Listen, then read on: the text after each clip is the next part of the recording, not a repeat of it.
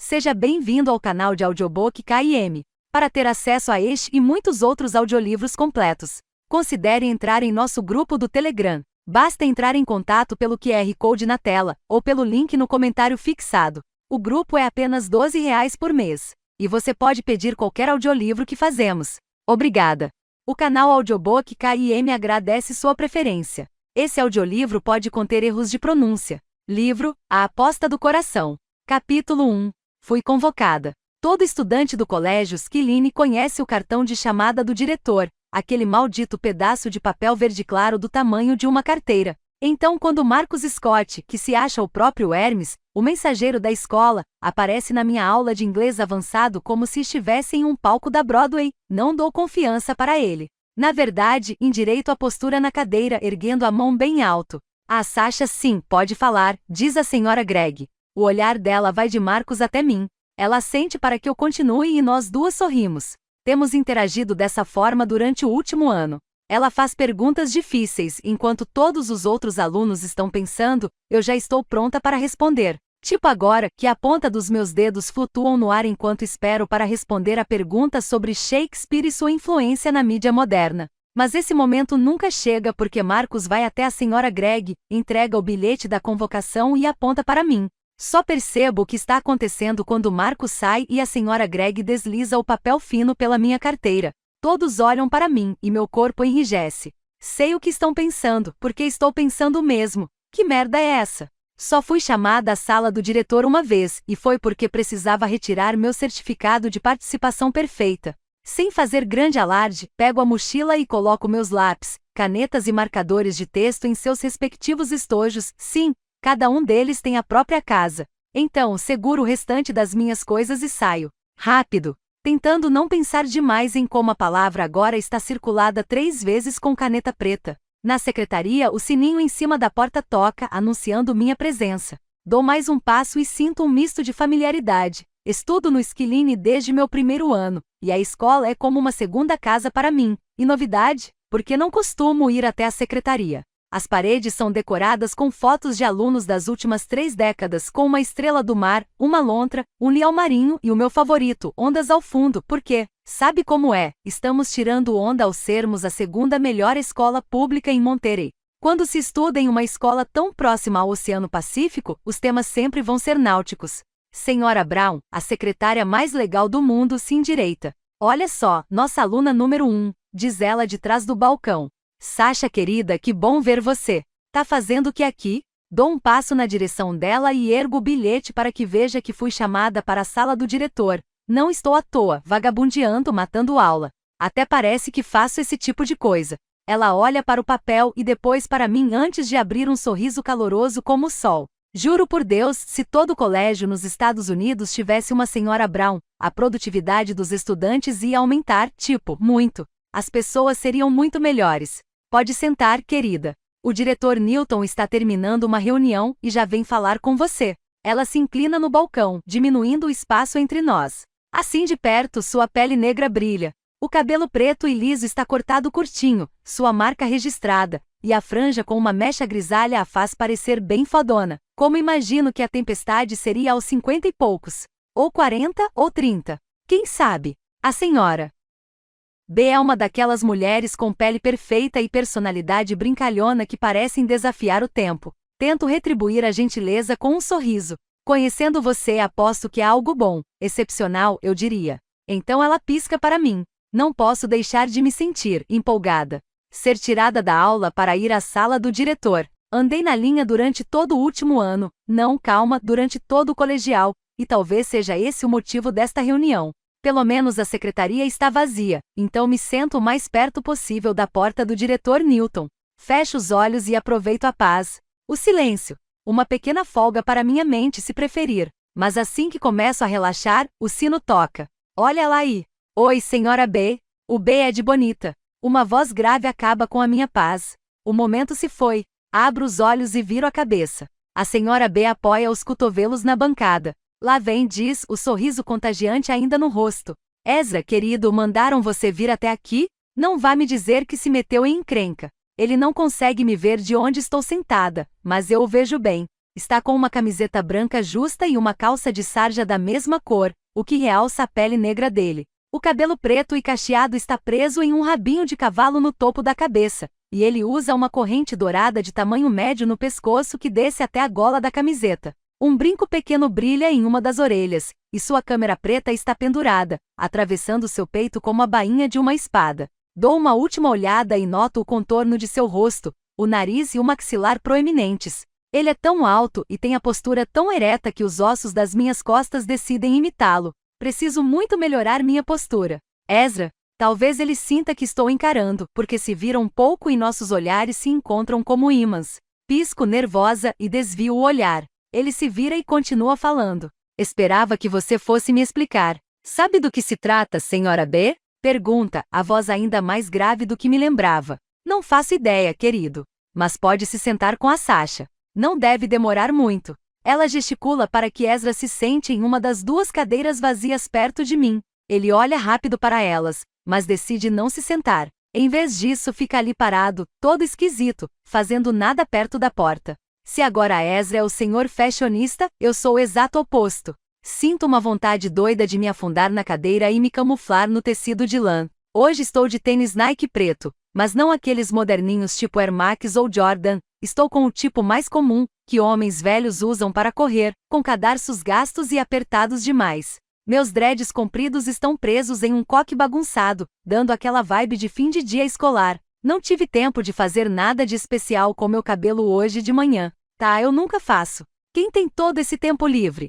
Fico ocupada demais com a escola. Tipo, aqui não é a Fashion Week de Nova York, né? Quem vai ligar se eu estiver sem maquiagem? Bufo e sinto um leve cheiro de... Espera, eu passei desodorante? Estou usando minha calça jeans favorita, largona, azul e rasgada, e uma blusinha preta por baixo da camisa de flanela soltinha e esburacada verde e vermelha, com as mangas dobradas. Analiso minha roupa rapidinho e... O que estou fazendo?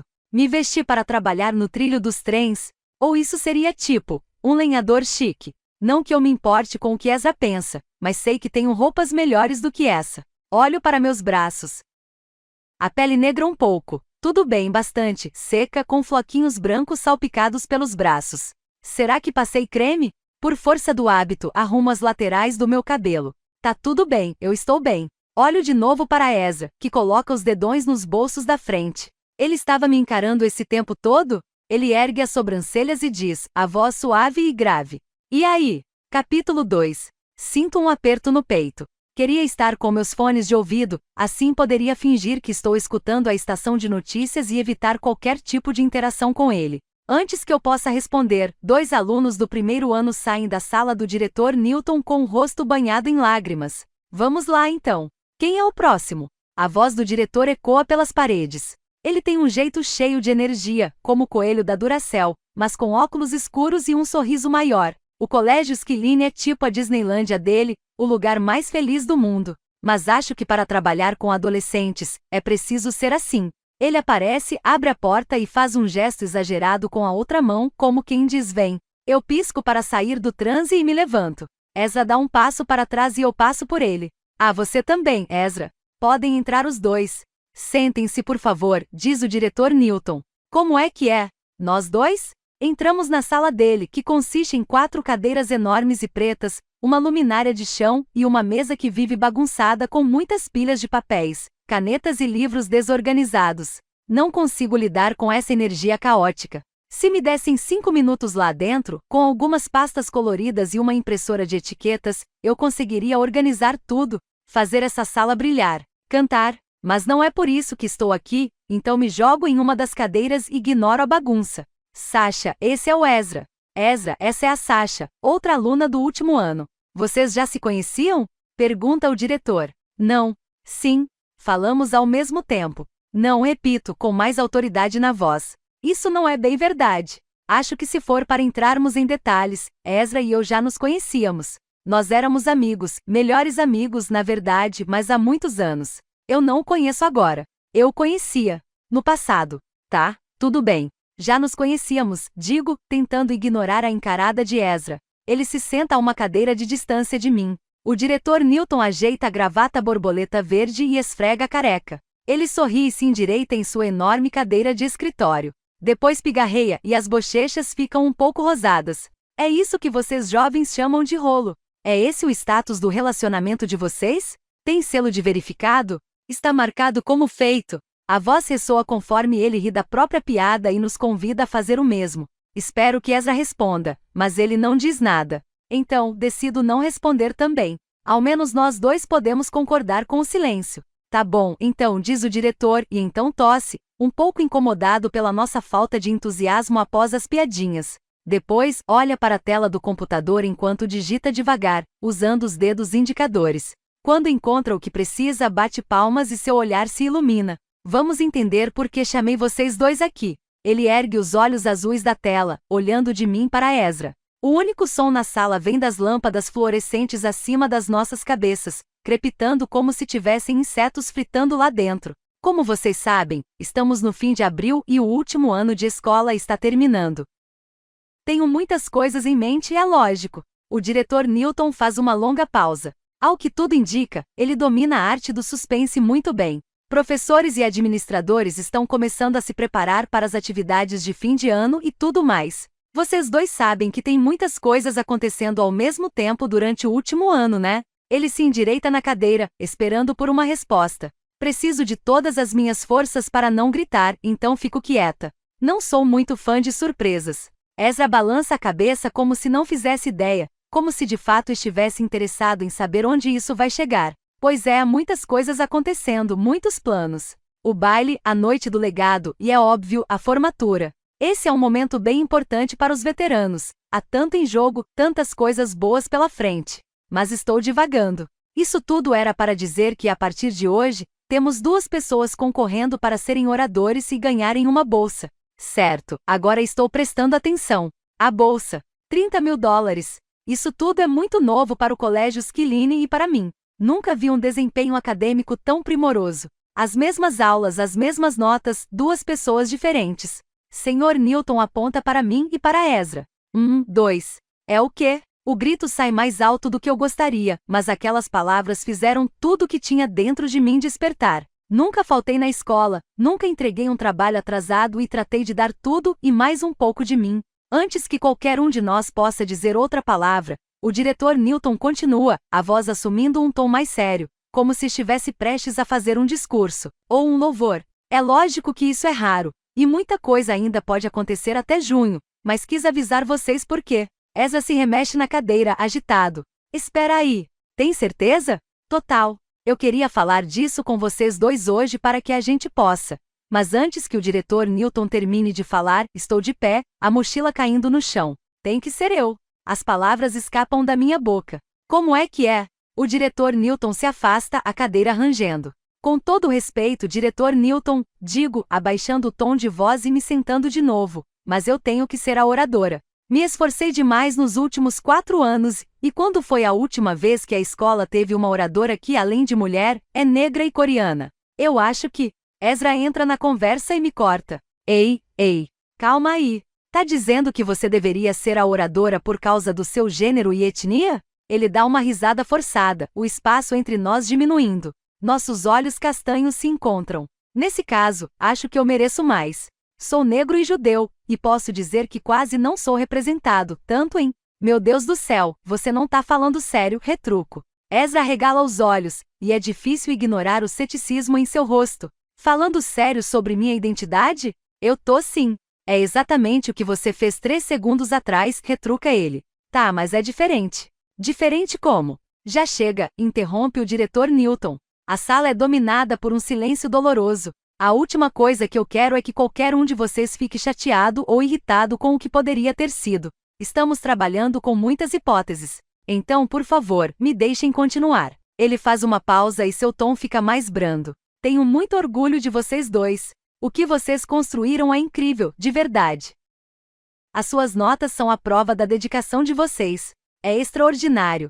Historicamente, a pessoa que tem a maior média ponderada é escolhida como oradora, e a que tem a segunda maior média é o segundo orador. As duas posições são, repito, impressionantes, e as duas pessoas vão poder discursar na formatura. O clima na sala está carregado. Mas, infelizmente, de acordo com as regras do prêmio, só um pode ganhar a bolsa, acrescenta. A bolsa. A coisa mais importante para mim.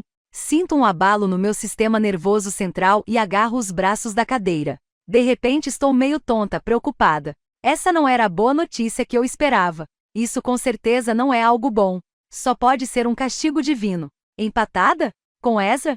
De todos os 2.500 alunos no Skilline, fiquei empatada com ele? Mordo meu lábio com tanta força que tenho certeza de que sangrou um pouco. O diretor Newton olha para mim. Sasha, sei que essa não era bem a notícia que você estava esperando. Pisco para afastar as lágrimas que começam a brotar. Tudo que consigo ver é a bolsa. Não é uma bolsa qualquer. Ela é simbólica para mim e para minha jornada. Serei a primeira pessoa na família a subir em um palco e receber um diploma. Serei a primeira pessoa na família a ir para a faculdade. Ralei muito nos últimos 4 anos para ser a primeira da turma no ensino médio e ganhar esse prêmio. Quero ver meu rosto no jornal local, e quero fazer um discurso no palco da formatura. Então não podemos estar empatados assim, tão perto do dia de nos formarmos. Isso só pode ser um pesadelo. Preciso acordar. Preciso sair daqui. Por um momento ficamos todos sentados em silêncio. Um silêncio desconfortável, incômodo. Respiro devagar, como um computador no modo de descanso. Fico à espera de que meu cérebro, que costuma ser tão afiado, rápido e esperto, me diga alguma coisa, faça alguma coisa, mas não consigo pensar em nada. Por sorte, após alguns instantes, estou alerta. Diretor Newton, o Ezra não estudou aqui todos os 4 anos. As aulas da outra escola contam? Isso não faz nenhuma diferença? Deveria fazer. Além disso, ele sempre chega atrasado. A presença não conta para nada? Ele nem leva lápis para as aulas. Exclamo, revirando meu cérebro à procura de qualquer coisa que pareça favorável para mim. Antes que o Sr. Newton possa responder, Ezra protesta. É sério isso, SJ? É assim que você vai jogar agora? Pergunta ele com deboche. Dou de ombros quando ele me encara, esperando minha resposta. Mas não vou responder. Eu estava falando sério. Ezra respira fundo e pigarreia. Já que você quer entrar em detalhes, estudei na escola preparatória Forest Grove, que é particular. E se vamos citar fatos, essa é uma das melhores escolas de Nova York, talvez até do país. Pensando bem, Forest Grove deve ser ainda mais rigorosa e está acima do Skilline no ranqueamento das escolas. Ele se vira para o diretor. Com todo respeito, Sr. Newton. Então, ele se vira de novo para mim. Há quem ache que as minhas notas na Forest Grove tenham mais peso do que as suas no Skilline, o que faz de mim o mais qualificado para ser orador principal e ganhar a bolsa. Ezra sorri, deixando à mostra o espacinho entre os 2 dentes superiores da frente. E obrigado por mencionar minha vida pessoal. Estou chocada demais para responder. Não tinha a intenção de cutucar as feridas de Ezra ao falar do passado dele, incluindo o divórcio dos pais. Mas é um fato. Ele não estudou a vida toda no Skilline. Seus pais se separaram quando estava na 8ª série, e de repente ele se viu dentro do avião, indo morar em Nova York com o pai. Ele voltou para a Califórnia no 2º ano do ensino médio e começou a estudar no Skilline, e nós 2 seguimos nossas vidas sob o acordo tácito de que continuaríamos de onde paramos como ex-melhores amigos. Eu fugia dele nos corredores, e ele fingia não perceber minha existência nas aulas. Nosso passado estava enterrado. Até agora. Já chega, vocês 2. Se acalmem. Não era assim que eu achava que essa reunião ia acontecer. Acho que estamos ignorando o lado positivo. Ezra resmunga. Eu cruzo os braços. E qual é o lado positivo? Preciso reunir todas as minhas forças para não perguntar, então franzo os lábios. Agora não é hora de ser questionadora, Sasha. Todas as noites acordada até tarde estudando, todas as festas que deixei de ir, sem contar tudo de que meus pais tiveram que abrir mão. Esse título e a bolsa, não são só por mim. Minha mãe teve que desistir de muita coisa para que eu chegasse até aqui. Todo aquele estresse volta e se aloja na minha barriga e na minha garganta. Quero vomitar. O sino toca anunciando a hora de ir embora, o conhecido som que libera a horda de estudantes. Um walkie-talkie pequeno na mesa do diretor começa a piscar e tocar, fazendo os papéis embaixo dele estremecerem. Ele pega o objeto e abaixa o volume enquanto se levanta. O diretor espera nós 2 entendermos a indireta e então nos levantamos também. Mas a reunião não pode acabar assim. Eu quero gritar, porém minha mente está lenta. Ou tudo à minha volta está se movendo rápido demais. Não sei o que dizer. Que merda. O sino tocou e eu preciso ir. Vamos pausar essa conversa. Vou me informar sobre a situação e sei que vai dar tudo certo. Eu assinto, os ombros caídos. Ezra não diz nada, mas estreita os olhos. Saímos do escritório do Sr. Newton em silêncio. Quando chegamos no saguão principal, ele sai depressa, deixando Ezra e eu para trás. Ezra Philip Davis Goldberg está oficialmente tentando destruir minha vida. E eu não vou deixar. Capítulo 3. Mas antes de mais nada, preciso de 1 minuto para me recuperar. Ou de um copo d'água. Droga, talvez precise até de um lanchinho ou de óleos essenciais. Tudo a meu redor fica embaçado quando esfrego os olhos cansados. De repente, toda a minha carreira escolar parece estar por um fio. Foram 186 dias de aula por ano nos últimos 4 anos, murmuro. Dá 744 dias de ensino médio sancionados pelo Estado, acrescenta Ezra no mesmo instante. Vezes 8 horas por dia? Isso sem contar todas as atividades extracurriculares, as de final de semana e minha voz falha. Os cálculos estão ficando um pouco caóticos. Calma, vai devagar. Sou bom nisso, mas preciso entender. 700. Eu pisco algumas vezes para voltar à realidade. Espera, o quê? Ezra dá de ombros. Estou te ajudando. Você estava contando as horas que passou estudando? Cada momento que levou a esse. Ergo a mão para fazê-lo parar de falar. Ezra está atrapalhando minha linha de raciocínio. Mesmo que esteja certo. Não preciso da sua ajuda, falo mais atrapalhada do que gostaria. Ezra revira os olhos. Ele ainda está aqui. Oi, Ezra. Bom ver você também, Ezra. Quanto tempo, Ezra? E agora estamos juntos nessa, Ezra? Que loucura, você não acha, Ezra? Diz. Eu bufo e as palavras saem. Loucura? Não, não acho. Que ódio. Não quero empatar com você. Ele fica sério. O brilho em seu olhar desaparece. Ai, caramba, SJ. Para com isso. Não é tão ruim assim, é? Engulo em seco, irritada por estar tão perto dele. E frustrada por ele se sentir confortável em me chamar de SJ, ninguém me chama mais assim, não desde que meu pai se foi. Por onde eu começo? Um empate parece ainda pior do que ficar em segundo lugar. Como posso dizer, sem ofender, que ele é um babaca, que não somos amigos e que estar empatada com ele é como ser empurrada de um penhasco bem alto? Tá, tudo bem, acho que é impossível. Mas então me lembro de que não me importo com os sentimentos dele. Já me importei, mas prometi que nunca mais faria isso. Dou um suspiro dramático, fazendo beicinho. Pra mim, é bem ruim. Eu não quero estar empatada com você, nem com ninguém, na verdade. Talvez ele consiga entender isso. Ezra bufa. Acho que isso explica porque você falou dos meus atrasos para o diretor. E falar que eu nem levo lápis para as aulas. Provoca ele, fazendo aspas no ar. A persistente comparação entre nós, duas pessoas diferentes que atingiram o mesmo marco, me faz sentir um aperto no estômago. E estou errada?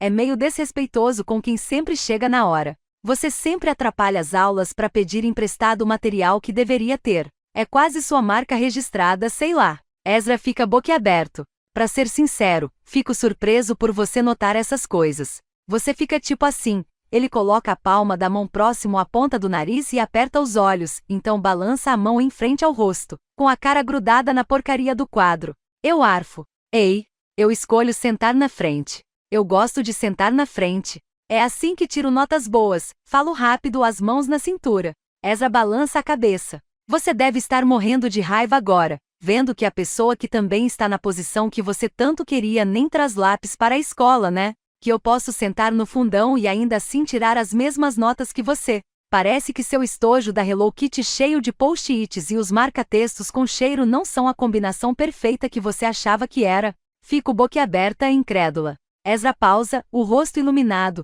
e um sorriso surge enquanto ele saboreia minha reação. Ele acabou de atacar meu material escolar? Meus marcadores que por acaso têm cheiro de frutas tropicais? Tá, isso foi longe demais. Agora você está sendo grosso. Reclamo com um gritinho. Eu? E você? Será que não consegue se ouvir? Ele abre e fecha a boca. Você não pode voltar para cá assim para tentar arruinar minha vida. Murmuro alto o bastante para que ele possa ouvir. Voltar para cá para arruinar sua vida? Um turbilhão de emoções passa pelo rosto de Ezra antes que ele me olhe feio. Tá bom então, estrela de Hollywood. Que dramalhão é esse? Eu sou dramática? Isso vindo do garoto que passou um ano inteiro comendo só comidas vermelhas? É assim que você quer jogar? Retruca Ezra, linhas de expressão surgindo em volta de seus olhos e na testa. Tecnicamente nós demos o mindinho e eu prometi que nunca falaria da obsessão dele por comidas vermelhas. Ele me fez jurar pela Hello Kitty. Acho que Ezra sentia vergonha por, aos 11 anos, ainda ter uma fixação tão estranha pela cor das comidas que ingeria. Sei que não devo responder. Podemos passar dias pagando na mesma moeda, nosso histórico é grande demais. E vou passar o dia tentando relembrar mais histórias. Eu vou acabar com você, disparo. Não penso antes de falar porque certamente nunca pensei em acabar com ninguém, e se o fizesse, não diria em voz alta. Me parece o tipo de coisa que a gente guarda em segredo ou conta apenas para o diário. Mas Ezra precisa sair do meu caminho. Ficamos em silêncio. Faço o melhor que posso para sustentar o olhar dele para tentar ler sua expressão. Após uma longa pausa, ele responde. Não era bem o que eu esperava ouvir na nossa primeira conversa de verdade em, 4 anos, mas acho que poderia ter sido pior. Se é assim que você se sente, então, quero ver você tentar. Então ri travesso, e depois se afasta de mim. Ezra gira rápido nos calcanhares, e ao olhar para ele, a expressão em sua boca carnuda, fica um pouco balançada. Ele sempre teve aquele sorriso capaz de fazer alguém esquecer porque está triste ou no que estava pensando. Traços calorosos o suficiente para iluminar uma sala. E eu odeio isso. Te vejo na sala de aula, SJ, diz Ezra enquanto me dá tchau. Agora, nesse exato instante, seria a hora de fazer um comentário sarcástico como acontece nos filmes, mas não consigo pensar em nada. A senhora Brown espia pela lateral da porta da secretaria. Que barulho todo é esse no meu corredor? Abro um sorriso forçado e suavizo meu tom de voz. Desculpa, senhora Brown. Já acabou. Mas não me parece verdade. Por sorte, ela sente e volta para a sala. Fico ali parada por tanto tempo que quase começo a criar raízes. Ezra, esse moleque. Houve um momento em minha vida depois de nossa grande desavença, em que eu me perguntava sobre Ezra. O que estaria fazendo? Como andava a vida dele? Passamos tanto tempo juntos quando crianças que era natural pensar nele, mesmo que nossa amizade tivesse acabado. Eu costumava especular sobre sua vida e o tipo de pessoa que ele tinha se tornado. Acho que agora sei a resposta. Algumas pessoas melhoram com o tempo e outras só pioram. Agora sei em que categoria Ezra se encaixa. Capítulo 4. Meu celular vibra na mochila, me trazendo de volta à realidade.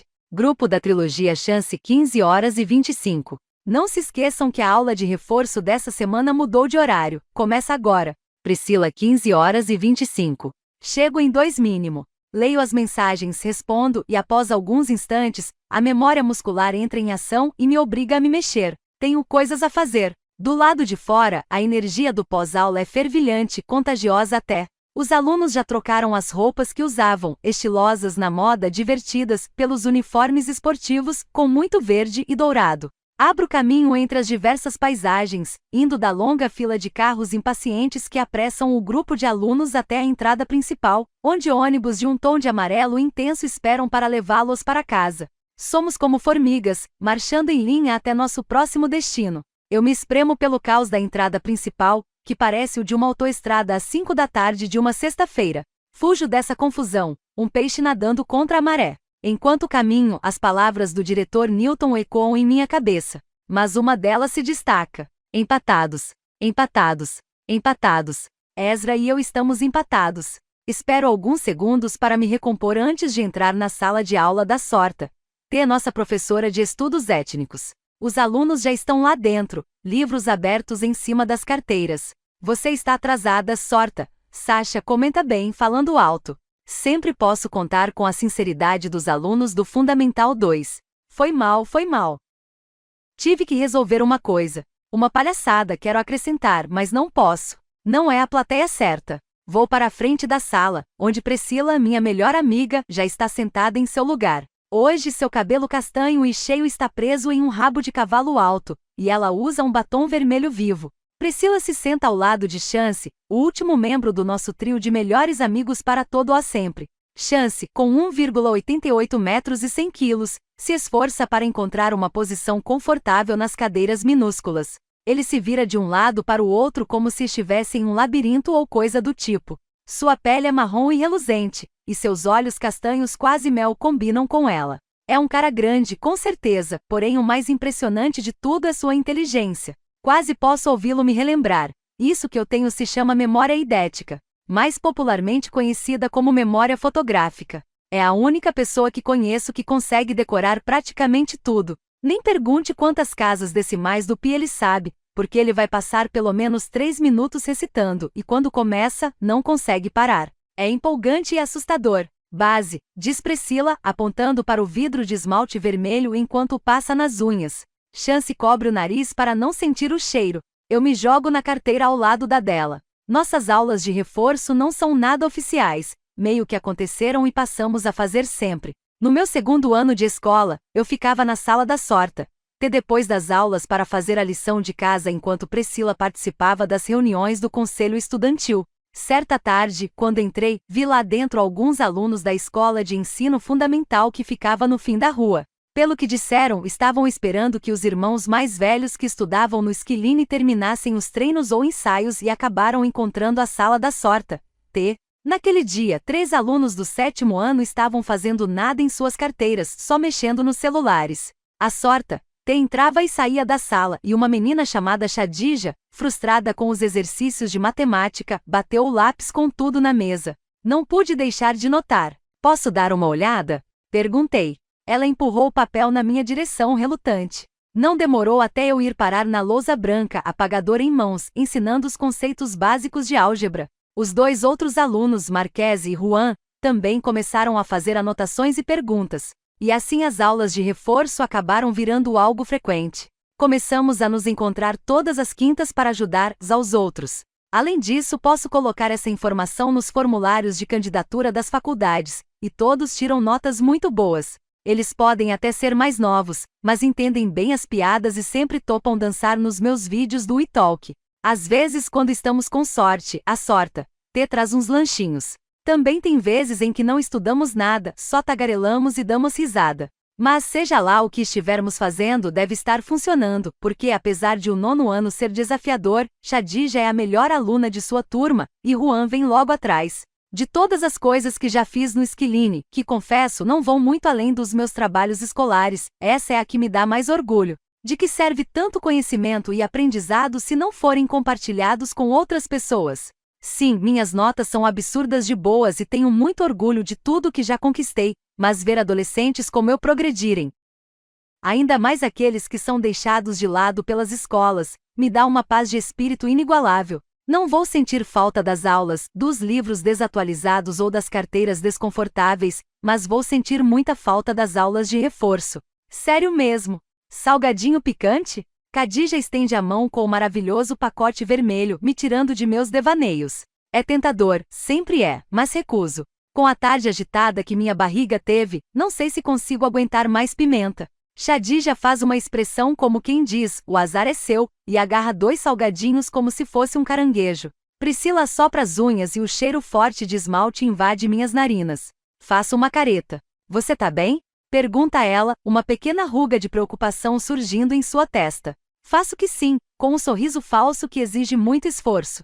Juan escreve alguma coisa no papel e então olha do caderno para nós. A gente precisa entrevistar um aluno do ensino médio para se preparar para a nossa grande transição no outono que vem. Que conselhos vocês têm para dar? Ah, boa, Juan. Também não comecei essa tarefa ainda. Khadija se junta a ele. Digam tudo o que a gente precisa saber, falando sério. O que funciona? O que não funciona? Priscila está doida para falar. Não se apaixonem. Não fiquem com ninguém da escola. Bem, podem ficar, mas sem compromisso. Não sejam emocionados, se é que me entendem. Chance revira os olhos.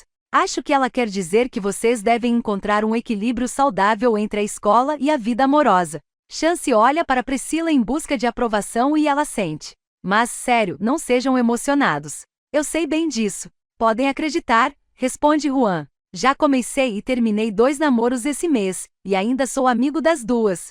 Khadija ergue os olhos do papel, as sobrancelhas arqueadas e o pescoço curvado, com um olhar que diz que não acredita no que ele diz. Também não sei se acredito, mas não vou pressionar. Todos ficam em silêncio por alguns instantes, então decido falar. Eu diria que é bom manter o foco. Fazer perguntas.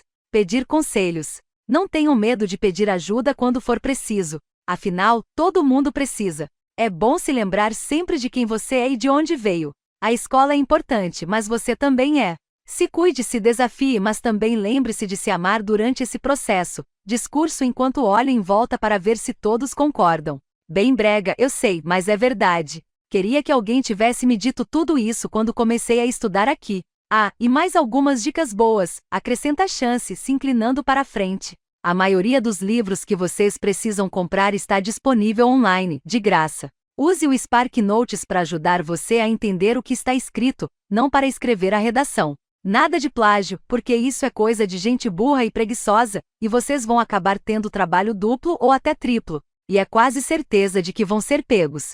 Se o Sr. MC Daniel for professor de vocês, peçam para mudar de turma. Na mesma hora, os estudantes anotam o que dissemos. Da hora, valeu. Vou tirar nota 10 nesse projeto, diz Juan, fechando o caderno.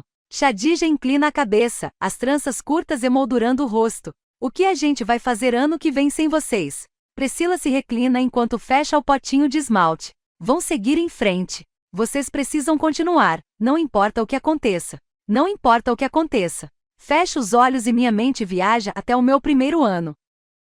Quando o Sr. MC Daniel me fez ir até a frente da sala com muitos outros alunos, na maioria brancos, para ensinar sobre ações afirmativas, me usando de exemplo, ainda sinto o constrangimento daquele dia em cada parte do meu corpo. Gostaria de poder dizer que aquela foi a primeira vez que um professor me pediu para fazer algo ridículo e detestável na frente da turma, mas não foi. Esse é mais um dos motivos que me leva a querer ser a melhor da escola. Todos já olharam para mim e através de mim. Como uma das únicas alunas negras nas aulas para alunos avançados, sempre tive que estabelecer os padrões e ser uma porta-voz e, ao mesmo tempo, ser uma adolescente tentando descobrir o sentido da vida. Tipo no primeiro ano do ensino médio, quando Jake Longfellow foi para a escola com um chapéu com a bandeira dos Estados Confederados porque, bem, por que não, né? Precisei de toda a minha coragem e de semanas de ansiedade para perguntar por que ele estava usando aquilo. Quando perguntei, ele respondeu alguma coisa sobre orgulho sulista. Lógico. Apontei para o mar, o Oceano Pacífico, aquele que vemos e cujo cheiro sentimos de todas as janelas da nossa escola. Ou no segundo ano, quando nosso professor de inglês avançado, Sr. Remington, insinuou que eu tinha cometido plágio na minha redação. Como se eu não pudesse ser genial daquele jeito. Tirei nota máxima na prova de literatura avançada só para irritá-lo bem, e para me lembrar de quem sou e do que sou capaz. Aliás, por falar nisso, a gente podia fazer um torneio de Super Smash Bros. Chance grita, os controladores portáteis vermelhos brilhantes já nas mesas. Há uma pequena explosão de palmas e risadinhas. Eu concordo, não que o grupo precise da minha aprovação. Todos se amontoam na frente da sala ao mesmo tempo prontos para jogar. É óbvio, pelas risadas e pela descontração, que neste momento o grupo está feliz. Nem tudo foi ruim no Skilline. Tem o exemplo perfeito bem à minha frente. Capítulo 5. Assim que a aula de reforço acaba e os alunos não estão mais por perto, Chance guarda o Nintendo Switch e me olha desconfiado. Desembucha, Johnson-san. Dá pra ver na sua cara a tensão e a fúria adolescente. Eu hesito. Rolou alguma coisa com você. Dá pra sentir. Tem a ver com algum garoto, não tem? Chance olha para Priscila em busca de uma resposta. Não que ela saiba de algo que ele não saiba. Sempre conto tudo para os dois. Priscila dá de ombros. Quando ela tá assim, toda abatida e cabisbaixa, sempre é por causa de algum garoto. Falando sério, não sei por que vocês perdem tempo com eles. Priscila se remexe em sua cadeira, e os dois me lançam olhares penetrantes. Não sabia que minha fisionomia me dedurava tanto. Sim, ainda estou me sentindo esquisita, e se tem alguém que poderia perceber, são esses dois. Chance ergue a sobrancelha para Priscila. HM, cuidado com o que fala. O que Luca Dupont ia achar disso? Priscila mostra a língua, sua marca registrada. Luca e eu foi só uma noite de curtição, sabe? Além disso, aquilo foi na minha era pré-Gina. Não sei se conta de verdade. Luca conta, sim, me intrometo. Se sua energia combina com a de alguém, por que simplesmente esquecer essa pessoa? Isso sem falar que você ficou toda alegrinha depois do Luca. Acho que o amor é sempre bom, né? Mesmo que não dure muito. Aff, você tá certa. Passei um mês toda encantada. Luca e eu temos uma conexão cósmica ou coisa do tipo. Nosso romance estava escrito. Breve, doce.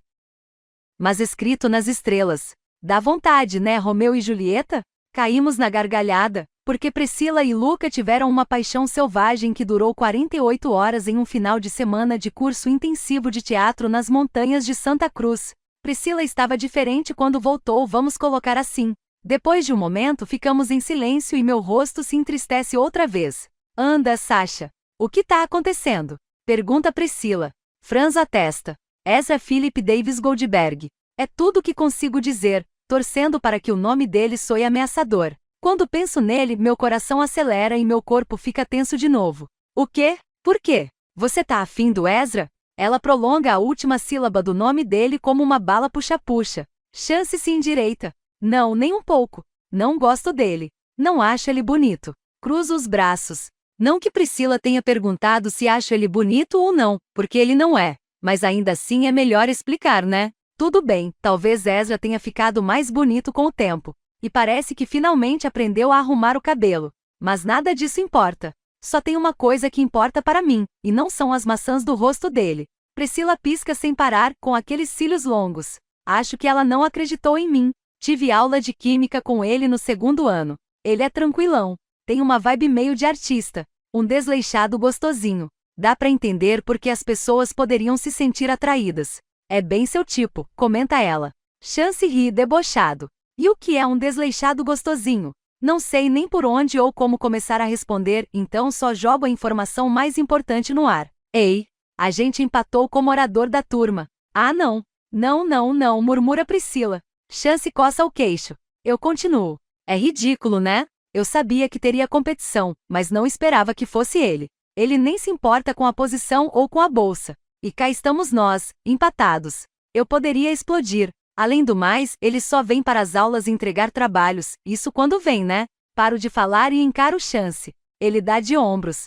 Que foi? Eu entendo isso. Priscila e eu resmungamos ao mesmo tempo. Dentre todos os alunos no Skilline, Chance deveria estar na disputa para ser orador. Ele é mais inteligente do que eu, mais inteligente do que qualquer pessoa, incluindo os professores, mas não tem ambição, como o pessoal da administração gosta de dizer. Chance entra e sai das aulas quando quer, como se a escola fosse opcional, não obrigatória.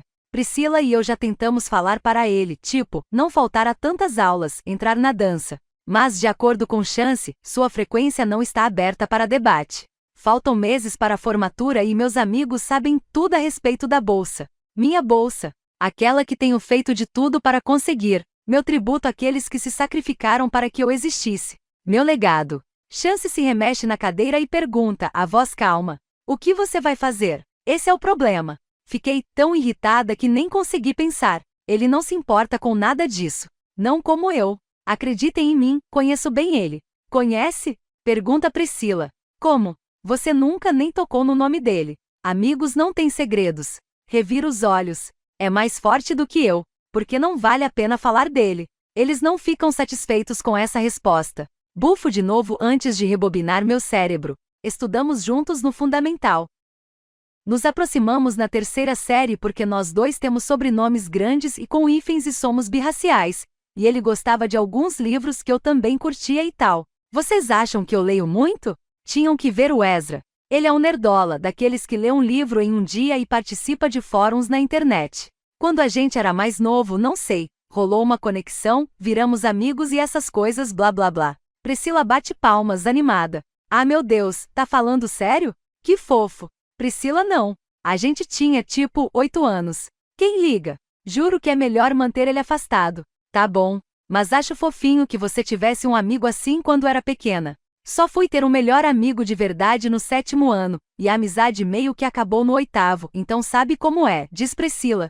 Ela se inclina na minha direção, ficando pálida de repente. Espera aí, ele não vai virar seu melhor amigo e substituir a gente, vai? Você não ouviu o que eu disse? Odeio o Ezra. Nós éramos amigos. Tipo em outra vida, milhares de anos atrás, Sasha versão 1.0, quando eu não tinha noção das coisas. Nós não podemos nem vamos ser amigos de novo, nunca mais. Faço uma pausa enquanto um peso enche meu peito ao relembrar aquela fase da vida. Além disso, tivemos uma briga bem feia. Por quê? O que aconteceu? Pergunta Priscila no mesmo instante. Você não precisa responder, diz Chance ainda mais rápido, mas é óbvio que as mentes indagadoras aqui querem saber. Término de amizade é um tabu, mas é muito comum. Eu gostaria que falássemos mais disso. Aposto que esses tipos de términos são tão traumáticos quanto os românticos. Ele coça o queixo de novo, sempre filosófico e pensativo. Observo meus amigos, que estão comigo nos bons e maus momentos. Contamos tudo uns aos outros, então deixo minhas lembranças com Ezra voltarem à tona. É só que é difícil lidar com ele. Não dá para confiar. Ele machuca as pessoas. Não quero entrar em detalhes, mas acho que foi por causa de uma festa, e ele jogou nossa amizade no lixo. Eu corrijo a postura e ergo o queixo, pronta para entregar a única informação que eu nunca superei. E sabe qual é a pior parte? Ele me chamou de V. Vocês sabem. Na minha cara. Os dois exclamam ao mesmo tempo, uma frustração conjunta. Eita, resmunga a chance. Priscila faz um gesto de desdém. Eca. Reprovado, deslique. Sim, exatamente. Deslique, repito para enfatizar. Fico chocada com o quanto as minhas lembranças com Ezra surgem rápido em minha mente. Há muito tempo não pensava nele ou naquele momento da minha vida. E agora aqui estão elas, vívidas. Eu me lembro de nós dois, duas crianças desengonçadas, debruçadas sobre uma cópia de Fullmetal Alchemist Temistalchal. Às vezes ele lia alto imitando os personagens e fazendo vozes ridículas que sempre nos faziam rir até chorar. Ele sempre guardava a última bolacha ou batatinha chips em sua lancheira para mim. Ele me dizia para fazer um pedido quando o relógio marcava 1h11 ou 3h33. Foi meu primeiro amigo a comprar AirPods e sempre que ouvia música, me deixava ouvir também. Essa é a mesma pessoa que, mais tarde, conseguiu estragar para sempre nossa amizade tão sagrada. Eu me lembro de nós dois brigando, aos gritos. Fico toda arrepiada quando penso em nosso desentendimento, porque ninguém é mais cruel do que uma criança de 13 anos irritada. No dia em que nossa amizade acabou, estávamos particularmente maldosos. Sabíamos exatamente o que dizer para machucar um ao outro naquela briga. Nossa primeira e única. Priscila dá um tapinha na minha mão. Sei que ela quer ouvir mais. Franzo a testa. É tão frustrante. Eu tive que me esforçar tanto, e não me refiro só aos trabalhos escolares. Você sabe como esses espaços podem ser difíceis para pessoas como a gente. Chance assente. Eu continuo. Para chegar tão longe e talvez ficar em segundo? Não, poxa não. Não quero ficar em segundo lugar. O primeiro lugar, essa bolsa, são meus. Meus olhos ficam cheios de lágrimas quando penso por que me esforço tanto. Quase consigo ouvir minha avó paterna e suas histórias de luta e sacrifício para que meu pai pudesse estudar. Eles eram pobres e a vida nunca foi fácil para ela, trabalhando em vários empregos, criando filhos, existindo em um mundo que nem sempre a amou ou cuidou dela. E tem a versão de meu pai da mesma história, uma geração depois, as oportunidades que ele ainda não teve, as mesmas portas que permaneceram fechadas e provavelmente jamais se abririam para homens negros. Minha família nunca teve vergonha de falar de nossas superações. É lindo, é lógico, mas também dá raiva. Posso sentir esse peso, além de todas as palhaçadas que tive que aguentar nos quilines só para sobreviver. Acho que estou prestes a me afogar nessas emoções. O rosto de Priscila está impassível. O que você vai fazer? Suas palavras me trazem de volta à vida como um choque, como se eu fosse uma criança que colocou as mãos molhadas na tomada. O que eu vou fazer? O verbo fazer é um dos meus favoritos. Nesse instante, ele me faz lembrar de que tenho poder de escolha. Esse título é seu, Sasha. Ou vai deixar aquele cara te tirar isso? A voz familiar, aquela que me faz levantar de manhã, aquela que me motiva a tentar de novo, aquela que não me deixa sossegar, me traz de volta à vida. Vou acabar com ele, pegar o que é meu. Não vou deixar essa oportunidade escapar. Ergo o queixo. Priscila sente os brincos balançando. Ela e Chance sorriem. Essa é a nossa garota. Ela dá um tapinha no meu braço. E pode contar com a gente. Capítulo 6. Priscila me deixa em casa depois das aulas de reforço. O silêncio dentro do apartamento é confortante, independentemente de como foi meu dia. Paz. Assim que passo pelo batente da porta, me livro dos sapatos, coloco a mochila no chão e vou direto para a cozinha. Comida em primeiro lugar, sempre. Oi, tem alguém em casa? Minha voz reverbera nas paredes vazias e peroladas. Nosso apartamento é pitoresco, com 2 quartos e um banheiro, que minha tia encontrou para minha mãe depois que meu pai morreu. Tipo, em um instante você mora em uma casa enorme e cheia de vida e possibilidades, e no minuto seguinte se vê dentro de uma caixa de sapatos. Todos os seus pertences espalhados em caixas de mudança enormes, e você tem que se esforçar para se lembrar de onde estão suas coisas, como tudo se encaixa. Caminho pela pequena sala de estar, passo pelo sofá azul e velho e viro no corredor para a cozinha minúscula, mas funcional. Puta merda! Exclamo. Minha mãe ergue a mão e minha pulsação desacelera. Expiro, trêmula. Olha a boca, sussurra ela de olhos fechados, o corpo relaxado. Você quase me matou do coração. Paro ao lado dela. Não sabia que você estava em casa. Ela tem essa mania de ficar parada que nem uma estátua e me assustar. A sala que fica perto da cozinha é nossa parte favorita da casa. Há uma pequena estante de livros preta e bem resistente onde ficam as fotos daqueles que nos protegem, como minha mãe costuma dizer. Minha foto preferida é uma da época que meu pai era do exército, enorme e em tons de sépia. Ele tinha 18 anos na foto, como eu. Não está sorrindo, seus lábios grossos estão retos e fechados, como se guardassem um segredo. Mas se você olhar bem de perto, vai perceber a mágica, o brilho em seus olhos. Ele não chegou a se formar no ensino médio. Dizia que estava ansioso demais para ver o mundo. Então, assim que completou 18 anos, fez um supletivo, arrastou minha avó até o posto de recrutamento do exército e se alistou, faltando 2 meses para a formatura. Eu estava rezando. Ela segura minha mão, o toque quente. Nem preciso perguntar para quem. É sempre ela quem conta à família, meu pai, os pais dela, um tio, alguns primos distantes, quando ganho um prêmio ou tiro boas notas. Ela acende velas e incensos, fala com as fotos e deixa frutas de todos os tipos como oferendas. Enquanto isso, eu estudo. Eu ralo. Eu me esforço para tirar as melhores notas para eles. Para nós. E se eu conseguir focar, se puder trazer mais essa conquista para casa, o título de oradora e a bolsa, essa vitória vai ser como a cereja no topo do bolo. Então vou poder estudar na Universidade de Monterey, a faculdade local e particular. Não é um lugar com tanto prestígio quanto Stanford, nem é a New, minha universidade dos sonhos, mas tem programas bem conceituados e um departamento de ciências ótimo. Já pesquisei bastante a respeito dele. Isso sem falar que é mais acessível e que vão me dar uma grana preta para estudar lá. E claro, vou ficar perto da minha mãe. Mas por que você não respondeu? Pergunto, tentando tirá-la do transe. Eu estava rezando, repete ela sem me dar atenção. Quando termina, abre os olhos, me analisa e sorri. Minha mãe é coreana, tem cerca de 1,5 metro de altura e tudo nela é singular, delicado, uniforme. Eu, por outro lado, sou alta e magrela que nem meu pai. Sou igual a ele, os mesmos lábios grossos, o cabelo preto e cheio. Mas também puxei a ela, os mesmos olhos e os mesmos cílios longos e pretos, orelhas pequenas e um jeito peculiar de se portar. E uma coisa que herdei de ambos é o compromisso com as coisas e pessoas que amamos. Já parou de trabalhar hoje? Aperto de leve a mão dela, depois entro na cozinha, pego uma caneca e coloco o celular dentro. Quem precisa de caixa de som Bluetooth toda chique quando se tem canecas de porcelana? Coloco minha playlist da tarde, que se chama Hora das Danadas, com muitas músicas da Billie Eilish e Olivia Rodrigo, e deixo o volume baixo. Ainda não. Só quis fazer uma pausa antes de ir para a casa dos próximos 2 clientes. A família Rocks colocou a casa com piscina para alugar, está uma bagunça que só. Só falta esse serviço para eu encerrar por hoje. Tá com fome? Pergunto. Ela faz que sim. Vou preparar alguma coisa pra gente, digo. Minha mãe hesita, incapaz de esconder a incerteza em seu rosto. Depois que deixei o arroz passar do ponto uma vez e ainda por cima na panela de arroz, uma vergonha dupla, ela passou a duvidar das minhas habilidades. Fui proibida de entrar na cozinha por 2 meses depois desse fiasco. Mas ela não está errada, meu talento não vai para muito além de ferver água. Senta aí, mamãe. Ela não costuma me obedecer, mas hoje se senta na cadeira alta.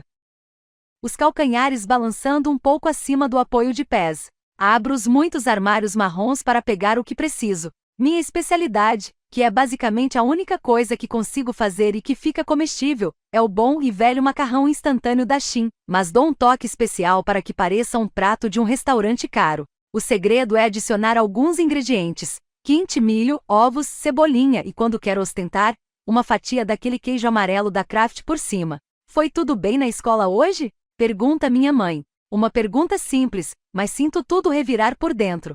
Foco nos talos finos de cebolinha, fatiando devagar, fazendo-os virar pequenos círculos. Não sei como responder, então prefiro não falar nada. Finjo que estou concentrada demais na tarefa. Quando termino de cozinhar, coloco uma tigela, uma colher e os jotgarak na frente dela, então me sento do outro lado da mesa. Paro um pouco para apreciar o vapor quentinho que vem do macarrão e aquece meu rosto como se eu estivesse na sauna. Sei que seria melhor esperar até esfriar, mas não tenho paciência. Enrolo o macarrão e o levo até a boca.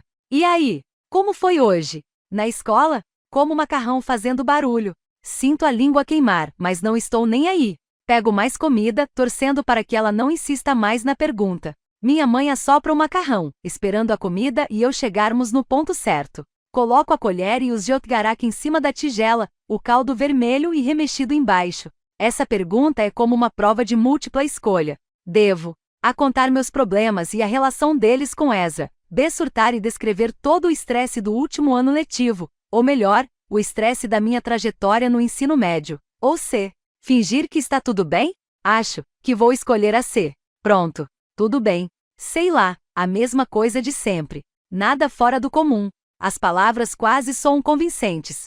Olho para a mesa, para os talheres, para a sopa, qualquer lugar que não seja os olhos dela. E o trabalho? Ela imita meus movimentos, enrolando o macarrão nos Jeutgarak de um jeito muito mais gracioso. Tudo bem. O mesmo de sempre. Ela sorri. Talvez esteja falando sério. Não estava nos planos da minha mãe fazer faxinas para sempre.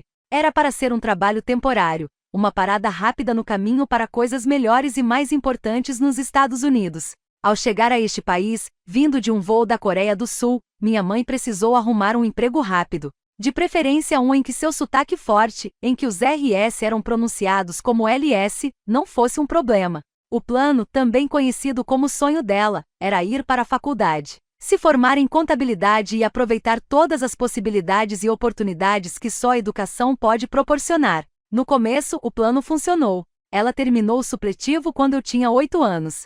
Depois de meu pai e eu a ajudarmos nos estudos durante muitos anos, ela fez a prova e passou. Eu me lembro do dia em que comemoramos porque fomos a um restaurante chique e pedimos tudo o que queríamos, embora não fosse aniversário de casamento nem de ninguém. Foi uma desculpa para colocar roupas bonitas e sorrir para todo mundo. Nossas vidas estavam correndo de acordo com o plano. Fomos no Sushi Time, o restaurante de nossas celebrações, e pedi 2 bebidas para comemorar a ocasião, um suco de laranja e uma Sprite com cereja. Logo após receber o diploma, minha mãe foi estudar na escola técnica. Ela trabalhava e limpava casas durante o dia e estudava durante a noite, tudo de acordo com o plano. Fase 2. Quando fiquei um pouco mais velha, também consegui um emprego importante. Você acha que consegue, SJ? Perguntou meu pai quando colocou a chave prateada da casa na minha mão. Eu não só era capaz de cuidar de mim mesma, como também estava feliz com a nova responsabilidade. Aquela era minha forma de contribuir para o plano. Talvez eu fosse nova demais para ficar em casa sozinha das 3 da tarde até as 9 da noite, mas isso me permitiu praticar com o gravador e ler livros de fantasia e de romance em paz. Eu tomava conta de mim mesma para que eles pudessem tomar conta de nós. O plano exigia um pouco mais de tempo, mas, no fim das contas, ele viraria o sonho, também conhecido como a melhor vida de todos os tempos. Porém, as coisas mudaram do dia para a noite. Tudo mudou. Você passa sua vida inteira achando que vive em um mundo, mas um dia acaba percebendo que não é bem assim. Talvez você nunca tenha vivido naquele mundo, porque papai morreu de forma inesperada. Minha mãe ficou sobrecarregada por ter que tomar conta de mim, trabalhar e estudar. Ela precisava abrir mão de alguma coisa, então deixou as aulas de lado. Desistiu do que mais queria na vida por minha causa. Então, o mínimo que posso fazer é ir para a faculdade e arrasar. Estava uma delícia. Você está melhorando. A voz da minha mãe me traz de volta para o presente. Você precisa de ajuda hoje? Olho para baixo, torcendo para que ela diga não. Eu costumo ajudar de vez em quando durante a semana, quando ela precisa muito. Mas hoje tenho que me preparar para o seminário de estudos étnicos de amanhã. A nota dos seminários é dada pela participação, então, se eu passar um bom tempo formulando meus argumentos, estarei preparada para amanhã. Não posso deixar meu desempenho cair na escola, não tão perto do fim, não depois da notícia que recebi hoje. No entanto, já são 5 da tarde, e se minha mãe ainda tem mais 2 casas para limpar, vai ter que trabalhar até tarde se for sozinha. Ela franze a testa. Não, eu me viro. Você também, né? Sinto uma pontada de culpa por estar tão aliviada com a resposta dela. Vou ficar bem. Tenho um monte de coisa da escola para fazer. O celular dela vibra na mesa, e surge a foto de uma mulher espantosamente parecida com minha mãe. Se ela usasse batom escuro e adotasse um estilo dos anos 1980 com permanente e franjas. Com emo, ou a irmã da minha mãe ou minha tia mais velha. Assinto e minha mãe atende a ligação. HM, é tudo que ela diz ao telefone. Um som que tem múltiplos significados, o bastante para manter uma conversa com a pessoa certa. Tento ouvir do que estão falando, pescar qualquer palavra, mas não entendo o coreano da Kuemo. É rápido demais. Kuemo mora em Los Angeles, onde ser coreana americana é legal e está na moda. Bem, mais divertido do que em Monterey. Sempre que vamos visitá-la, fico maravilhada ao ver a quantidade de não-coreanos passeando por Koreaton, muitos deles comendo churrasco coreano, os jeotgarak em mãos, pratos com quinte vermelhos e brilhantes nas mesas como nativos. Quando meu pai morreu, Quemo implorou que minha mãe se mudasse para Los Angeles. Disse que lá haveria ofertas de trabalho melhores e que seria bom para nós duas estarmos cercadas por mais coreanos. Mas minha mãe nem considerou essa ideia. Tem mais pessoas da família aqui, Quemo argumentou. Se referindo às duas irmãs delas. 2 anos atrás, Quemo tentou fazer minha mãe e eu nos mudarmos para Los Angeles pela milionésima vez, por circunstâncias novas e mais sedutoras. Ela ia abrir uma fim da amostra do audiolivro. Caso queira ouvir inteiro, entre em contato pelo QR Code na tela para ter acesso exclusivo ao nosso canal no Telegram. Obrigada por ouvir.